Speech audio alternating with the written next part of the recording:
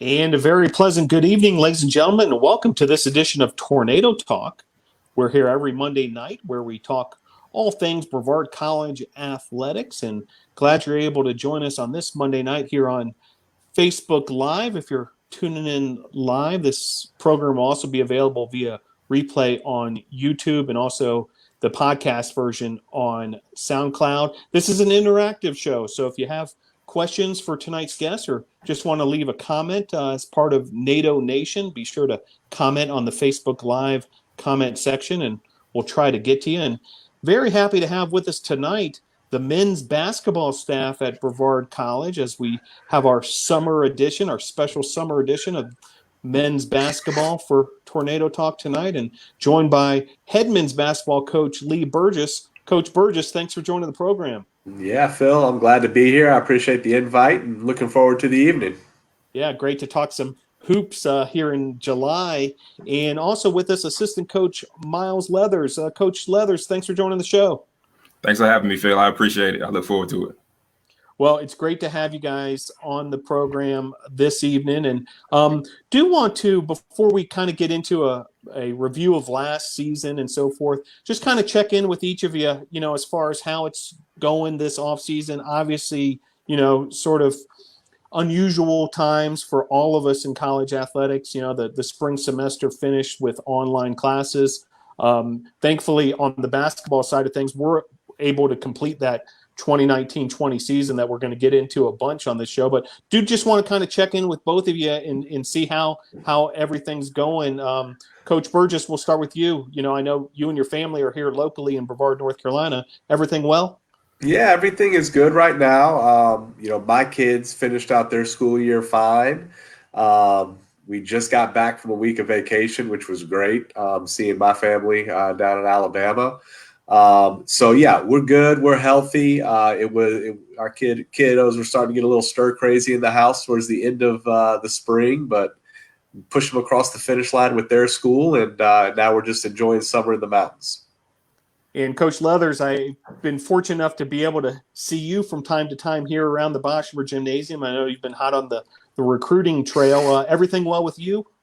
Yes, sir. Definitely. Everything is going smooth. Me and my fiance are staying up in Arden.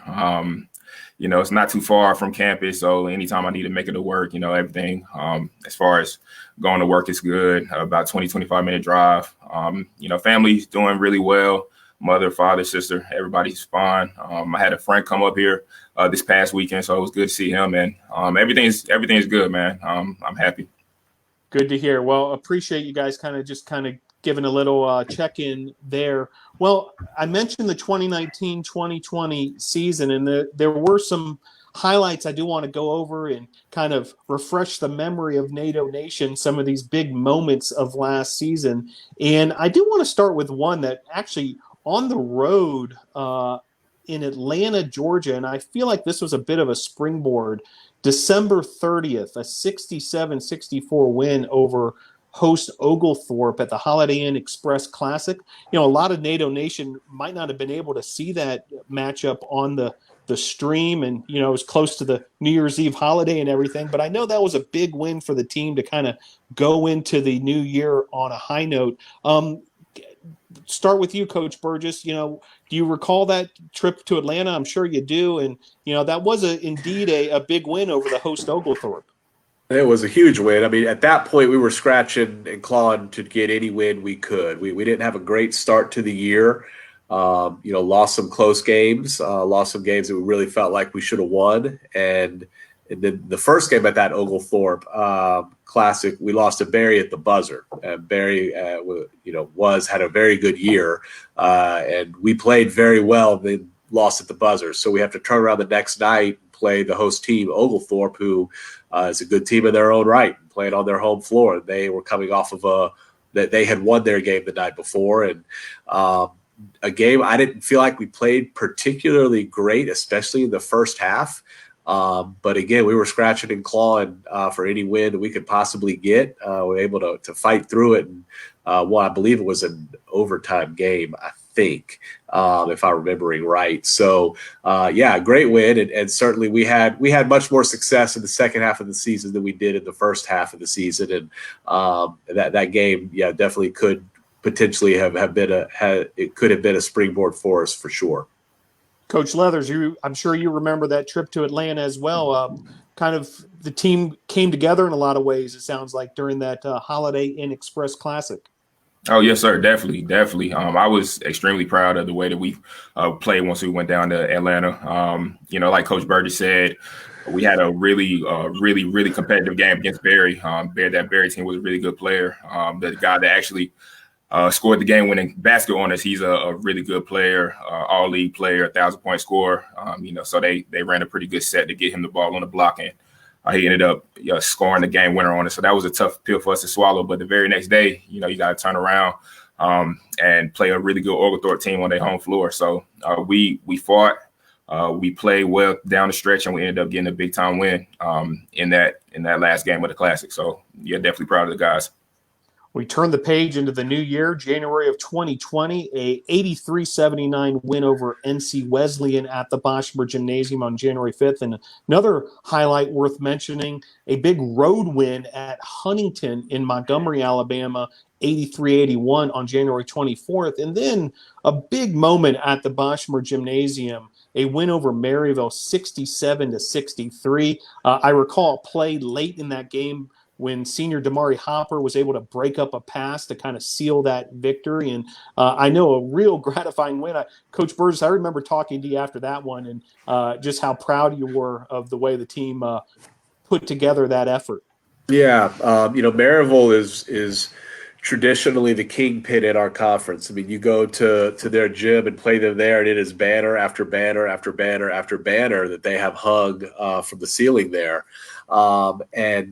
They had won the league the previous year. This year they were a younger group, but a very talented group, and we were really playing well when they came to play us at our place here. And it was a really good game, a competitive game. I didn't think either. I think we took a really good shot from Maryville. I think they took a really good shot from us, and we were able to come away. And yeah, you referenced Damari making a big play defensively. I think we had a two-point lead, maybe very, very late inbounding the ball, if I remember right, from the sideline, maybe 4 or 5 seconds left. We were able to get it into Cannon, who laid it in at the buzzer without even really having to be fouled, just to ice the game.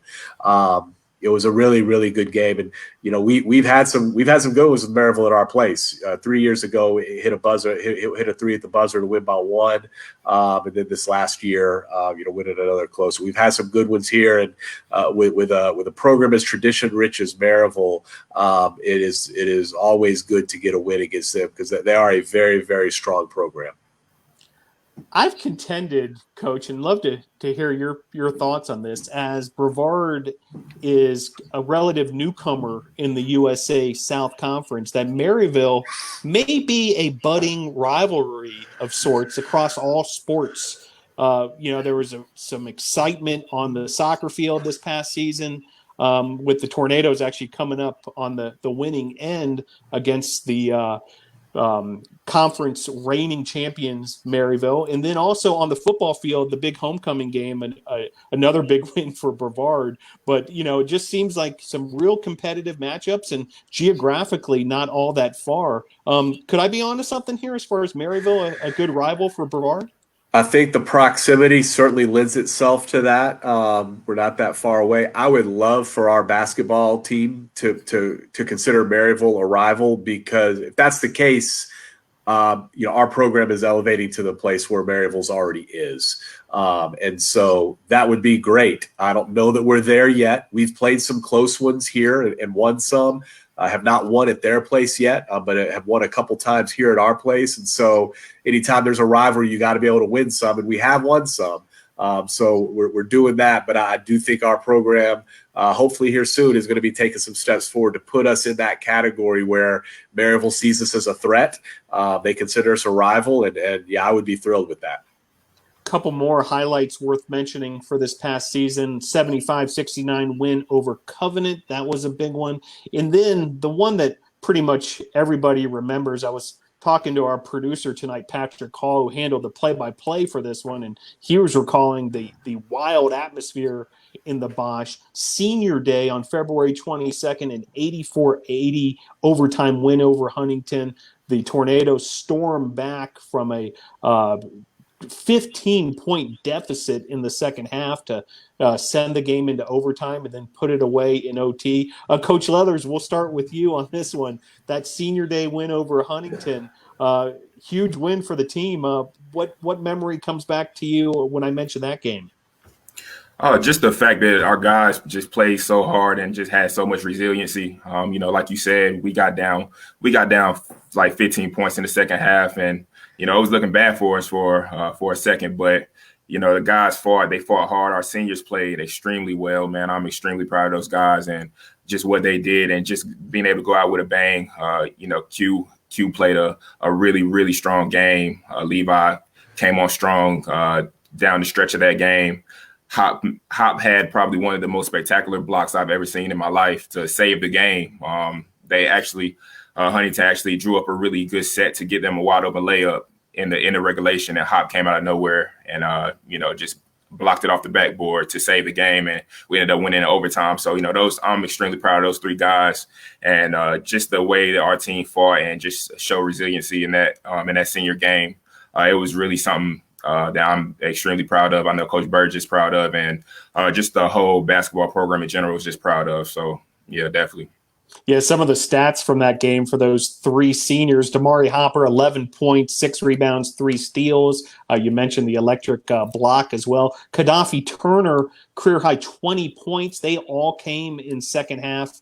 In overtime, also had 5 steals and 5 3-pointers. And Levi Lamb scored 23 of his 25 points in the second half and in overtime. So all three coming up big late in that one when it mattered most.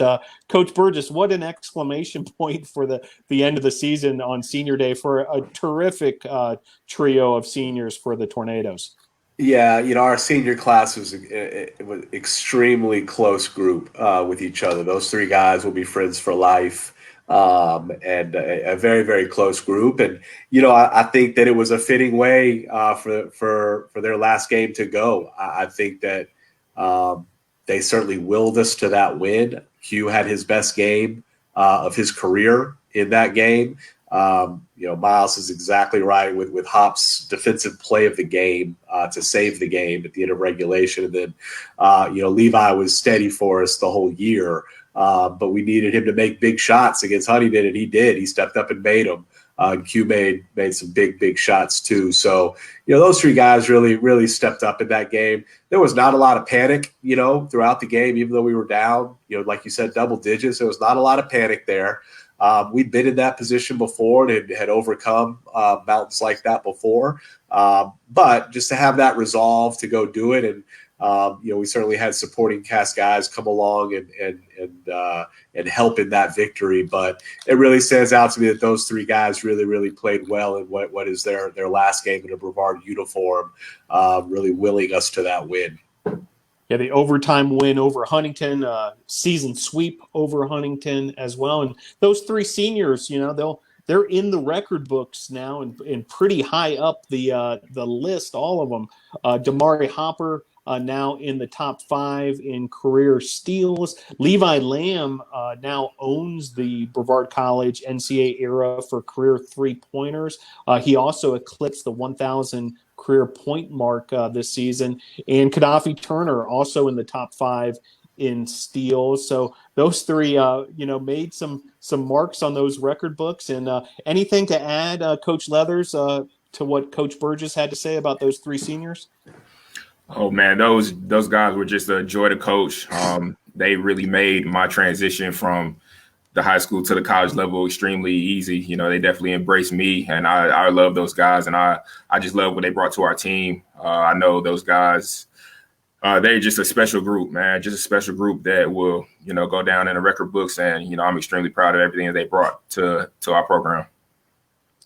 David Seeley with a comment on the Facebook comment section. My guys came up clutch, says David, and perfect segue because I was about to read off David's name. He was one of 4 Tornado men's basketball student athletes who were named to the USA South Academic All-Conference team. David Seeley, seniors Levi Lamb and Damari Hopper, and Luke Blainot, all part of that academic all-conference team for the USA South. Always rewarding to see the academic side acknowledged through those types of awards, Coach Burgess. I know it's something you and the coaching staff stresses to, the student-athlete piece.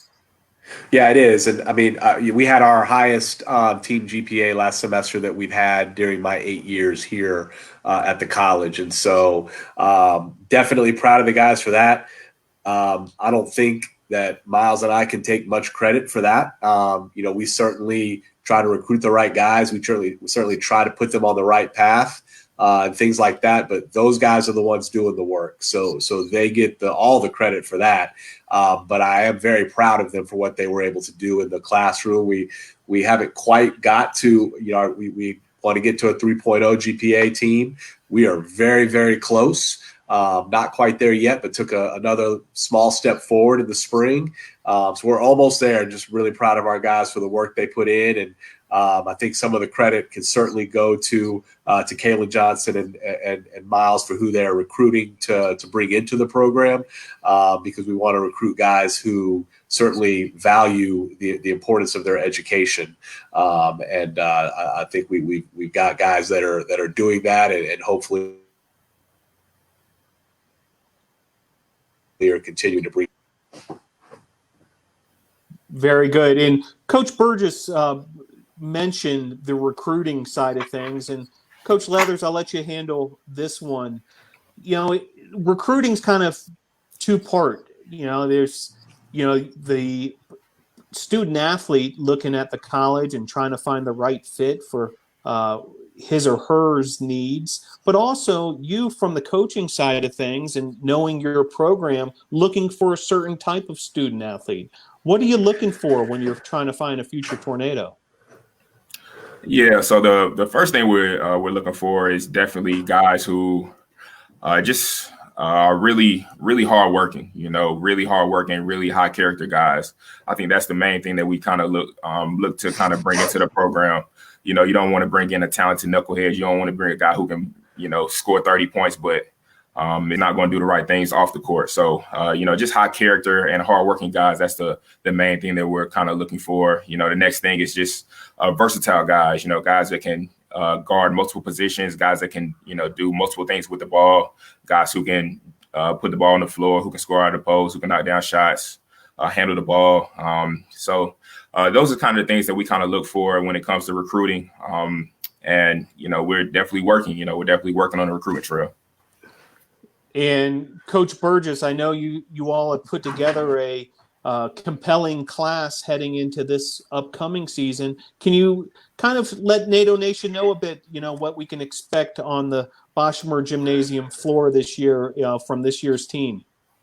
Yeah, we're going to have a very different team next year. We've got a good nucleus of guys coming back, David Seeley being one of them, Paris Crawford coming back, Hayden Castle coming back, Luke Blainot coming back, Alex Glaze coming back. Beyond that, it's going to be a very, very different team. Miles has done an amazing job recruiting this year under some really difficult circumstances with COVID and the shutdown and no admissions tours and all those things. We've been in the mix for some really, really good players. We've gotten some really good players. It'll be a blend of, guys straight out of high school. There'll be some transfers from four-year schools, some transfers from junior colleges, things like it's going to be a big blend of a lot of things. But he's done a great job getting us in the mix with guys, scheduled the visits once the school opened things back up. The things that we look for, I'll just echo what Miles said. On the floor, versatility and unselfishness are big draws for us on the floor. You got to be versatile. We don't play away where we're going to look for a point guard where all the point guard needs to be able to do is handle the ball, and that's it. That doesn't work for us. We're not going out to find a shooting guard who just shoots it at an elite level, and that's it. If you only can do one thing, you better do it at an elite level. but otherwise, we need some versatile guys that can handle it, can score it, willing to give it up, guard different guys, like Miles said. But then there's an off-the-floor component to it as well. We got to have guys that represent us the right way. And we're certainly, Miles is building those relationships to find out who he feels like is going to be a good fit off the floor. It helps that Miles played for me here. He knows, things that are going to be turnoffs for me, things that I'm really going to like. So that is definitely an added benefit, having somebody who played here on the staff. And as he's building those relationships, he does a good job of, hey, so-and-so's coming in, you're going to love him, et cetera, or, hey, so-and-so's coming in, you may need to kind of ask him some questions here to just see how he's going to respond and things like that. So, I'm excited about next year's group. There's going to be a lot of new blood. I can guarantee you this. They're going to play hard. They're going to be unselfish, and we're going to do everything we can to represent this school the way it deserves to be, represented. And, even through this transition, it's been baby steps, not as big as steps as I would like. We've been able to take some very small steps forward in terms of number of wins, and I'm hoping to continue that trend. Don't see any reason why we can't. There's still a month to go here before we start school, and there's still a couple big fish out there that we're in the mix for, that we're hoping to get committed. So we'll see how that goes. Coach Miles, one more on the recruiting side before we move on to some other topics. In terms of geography, whether it's certain parts of the state of North Carolina or perhaps other states, throughout the South within striking distance, are there certain geographies that there seems to be perhaps some natural pipelines to Brevard College? Yeah, you can say so. We definitely don't restrict the geographical standpoint of it. If a guy can play in California, we would definitely love to have him. But I've definitely built some relationship with some coaches around the area, some JUCO coaches, some high school coaches, some AAU coaches in South Carolina and the Georgia area. I am from Charlotte, so I am definitely, I'm definitely hitting that Charlotte pipeline pretty hard, and the surrounding cities, and just trying to bring in guys from that area, just because that's the area that I kind of know the best. But like I said, we definitely don't restrict ourselves from a locational standpoint. If we feel like a guy can play and a guy's going to bring a lot to the table and just be a really good piece in our program, and he's from New York State, we'll do our best to get him down here. So I really don't have a particular place or a particular area. Just me being from the Charlotte area, that's a place I kind of hit hard. Yeah. Anything to add to that, Coach Burgess? I know Brevard has had the benefit of players from all over, find us. Certainly, if you're familiar with the mountains of Western North Carolina, you might be drawn to it a little easier. But like Coach Leather said, no reason to restrict anybody at the same time. Yeah, because of the way our financial aid is structured here at the college, North Carolina and South Carolina will I think, always be heavy areas that we concentrate on. Those people in that area have the best chance of getting the best package. We've been very good in Georgia too. Georgia has players for days, and so that's an area that we've had some really good luck in, not only in the past, but people that we're recruiting now.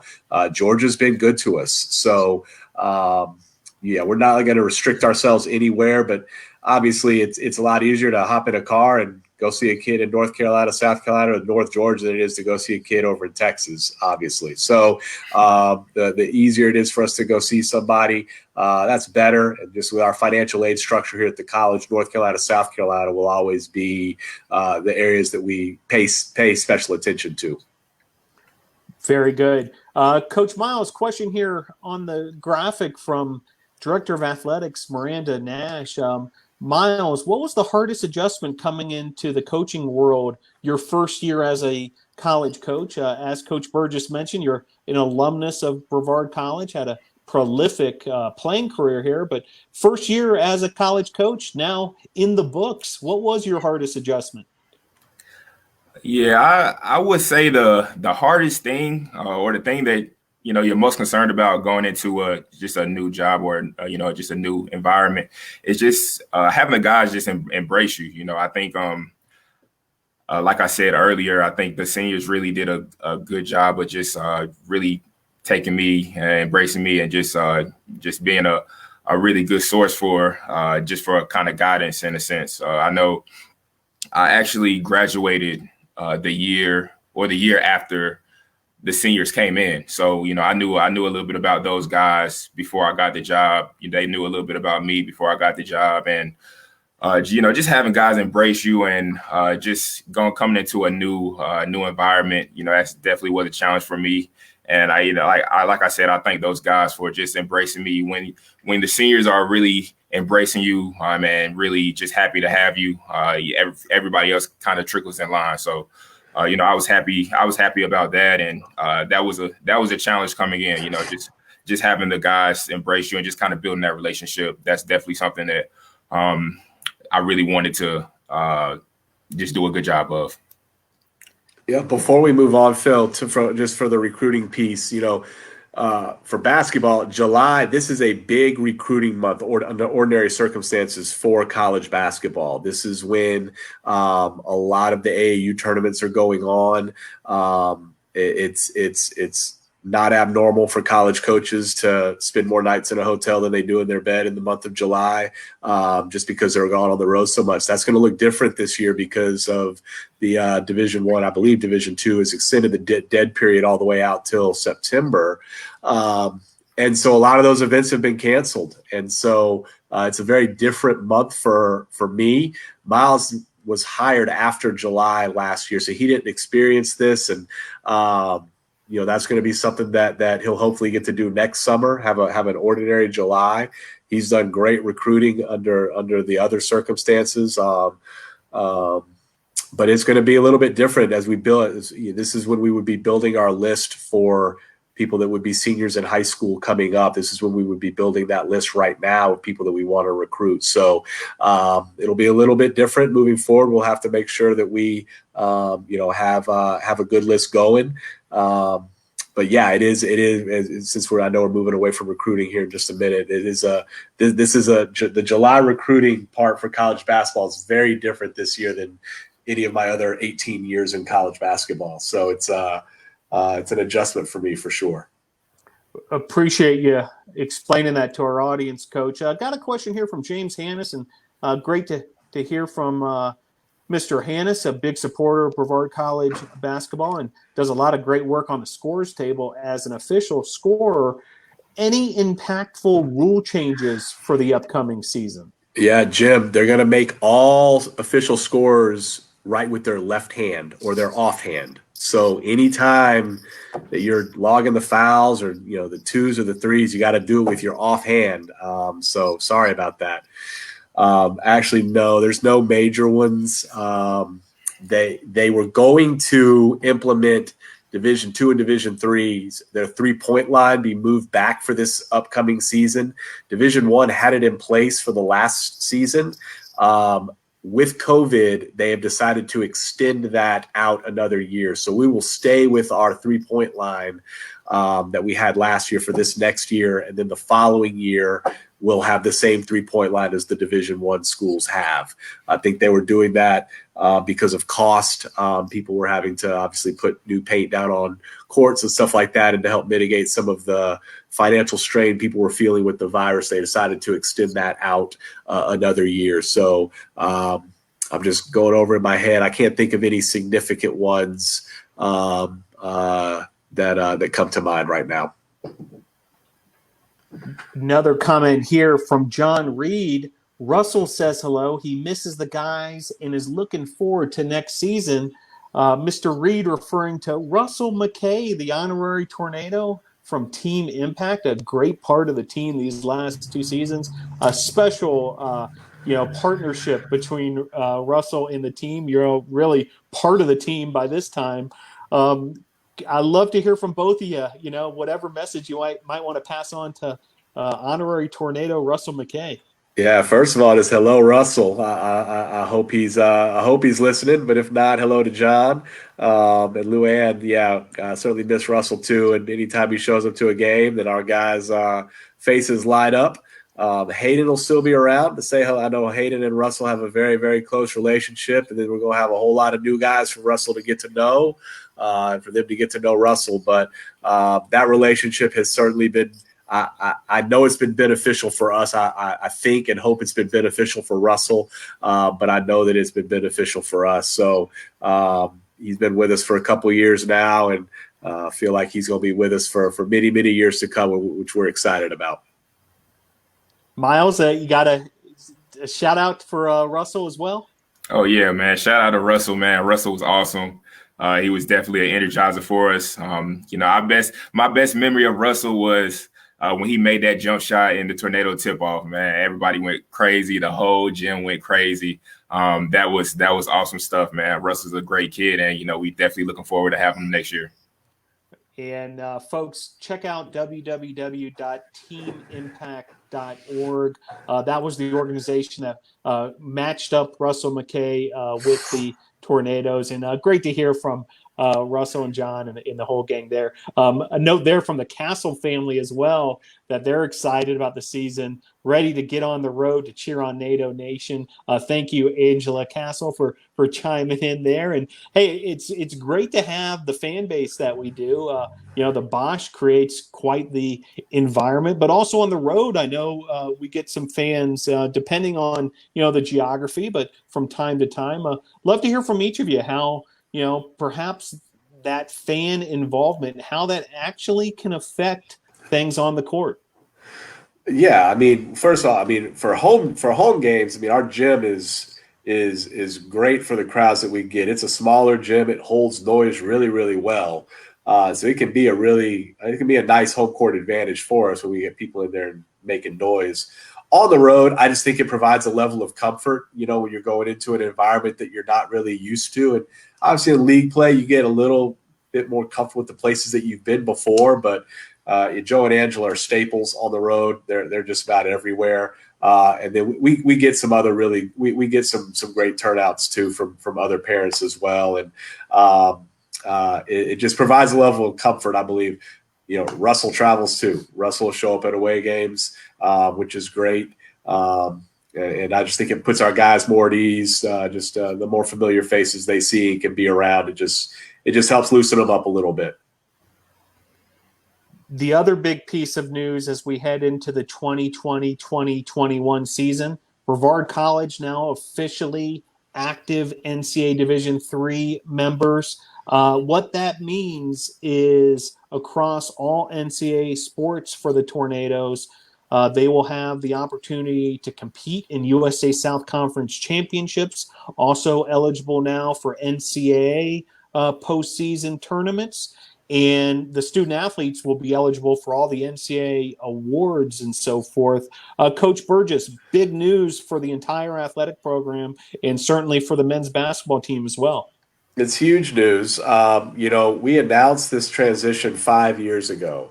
While we were still eligible for postseason play in our Division II conference, the SAC, for those last 2 years, we had a significant deck stacked against us for making the postseason. Just we're operating it under Division III model, so postseason play was unlikely. Everybody doesn't make the conference tournament in the SAC. You gotta finish in the top 8. I believe there were 12 or 13 teams in the league, and so it feels like for 5 years we really have not had the possibility of postseason play, which is difficult. As much as you would like our guys to go out there and just compete hard because it's the right thing to do, for the most part, they do it. But I just think just human nature at the end of January, beginning of February, the season's winding down and not really pointing towards anything. It's just a challenge that we've had to battle that other teams haven't really had to battle. So I'm thrilled that obstacle is no longer around us. we can go compete for conference tournament, NCAA tournament berth, just like anybody else.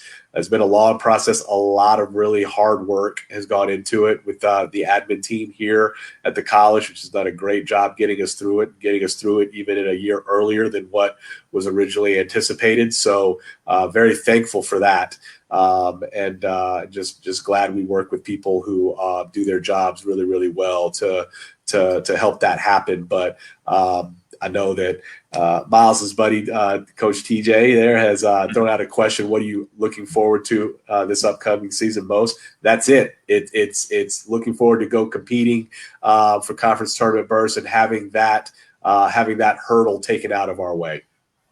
Yeah, no doubt. Big news. And on last week's show, we had Director of Athletics, Myranda Nash, Director of Compliance, Angela Mascaro, and also Faculty Athletics Representative, Dr. Stephen Nutt. And we talked a lot about this whole process and how Brevard College was able to achieve this NCAA Division III active membership a year early. So big news across all of the athletic programs here, and really gives the student athletes big time goals to kind of position themselves to, even in this off-season training. I'd imagine it's running through a lot of their heads like, hey, we got a chance now to compete for conference championships and national tournaments.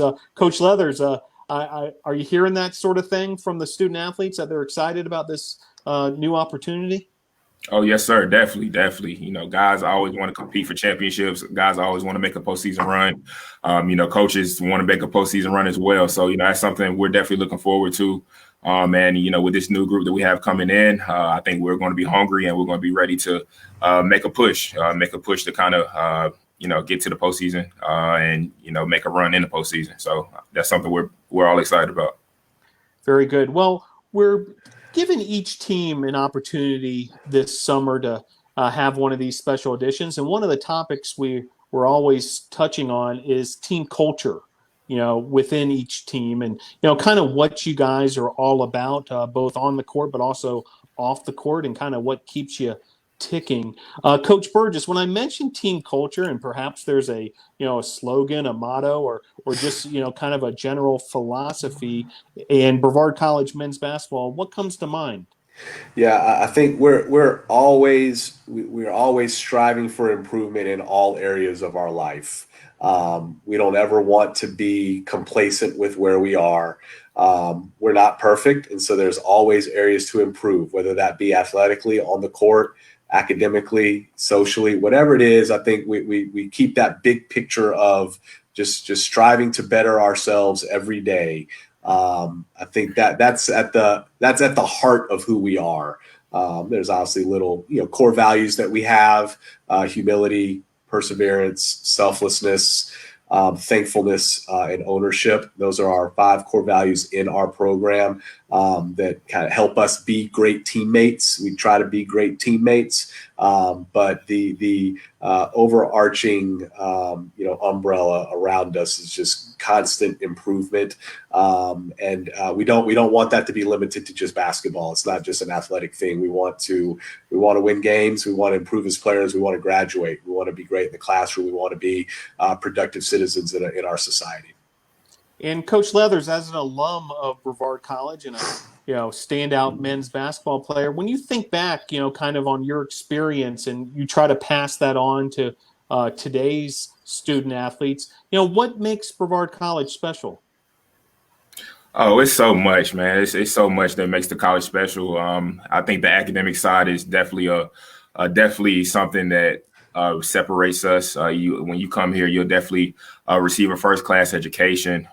Professors really build relationships with students. Obviously, with us being a smaller school, you definitely get that. That relationship piece with your professors. I know. The main thing that I wish I would have took a better advantage of when I was in school was just networking with everybody, networking with classmates, networking with other teams, networking with your classmates or teammates as well. When you're in college, everybody's like-minded, everybody's trying to get their degree, everybody's trying to move on and be successful people in society. So just having those like-minded individuals around, that gives you a really a really strong opportunity to network. That's something I wish I would have did a better job of. I could have took advantage of just networking and building relationships with others around me. So I think that whole aspect of being able to build relationships with others, network with others, and just the educational side of it really separates us as a school. Message from James C. Baker congratulating the Tornadoes on Division III membership. And then from Quentin Maddox, excited for the season. It's almost crunch time, so you can kind of feel it out there. NATO Nation starting to get fired up for this upcoming season. Coach Burgess, you're entering your 9th season at the helm of Tornadoes men's basketball. You're also assistant athletic director here at Brevard College. And, the feeling around the campus is that this is a period of rapid growth for the college as a whole. If you were to take a drive through the campus, you can't help but notice the construction of a field house, the expansion of Ives Lamel Family Field, the grandstands are up, football's coming to campus, this D3 membership has now been activated. A lot happening in really a positive time for the college. Could you comment on that a little further, Coach, and kind of in your experience, having been here a few years now, sort of this upswing of Brevard College Tornado athletics? Yeah, it's really exciting. All the things you mentioned are currently ongoing, or the D3 thing just happened. So it's done. But all the things that are going on with the Ives Lamel Field, like you mentioned, we're going to be building a new dorm that's next on the docket as well. That's not even started yet. So there's a lot of new things going on, which are exciting. When I got here, I guess it was a few years before anything really changed much. And then there was a few things here and there.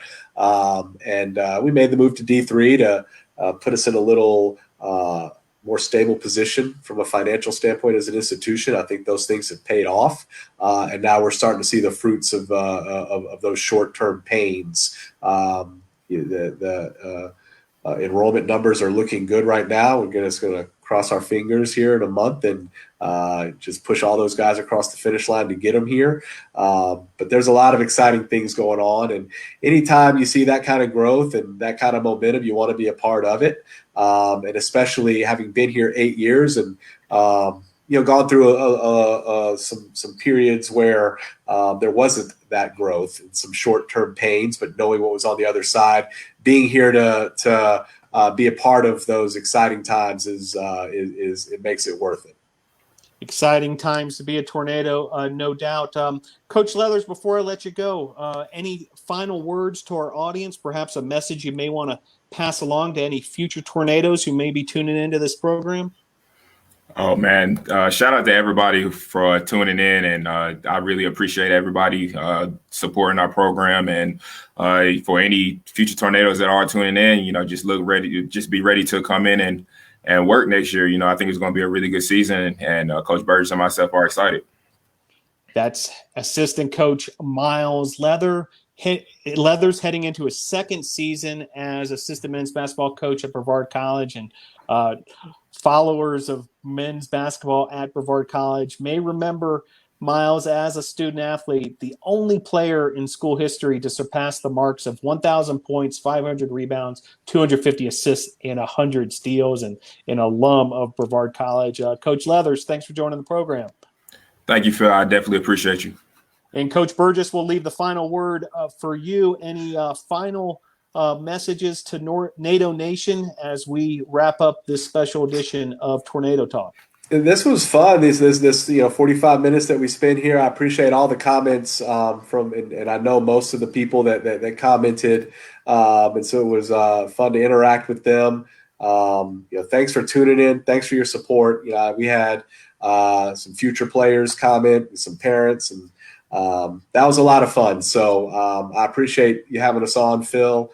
Everybody stay safe for the rest of the summer. We'll see if we can't get some good things going here in the fall. But I appreciate everybody's support. Very good. That's head coach Lee Burgess of the Brevard College men's basketball program. Well, be sure to follow the Brevard College Tornadoes on social media at BC Tornadoes on both Instagram and Twitter. Also, be sure to follow Brevard College Tornadoes Athletics on Facebook and YouTube. When you're on that YouTube page, make sure you hit that little bell to subscribe so you can get notified when the new videos drop. This program will be available via replay on Facebook and also on YouTube, and a audio only version on the Brevard College Tornado Athletics SoundCloud page if you prefer the podcast experience. Thanks again, Coach Burgess, Coach Leathers, for joining tonight's show, and go Tornadoes. Appreciate you having us all, Phil.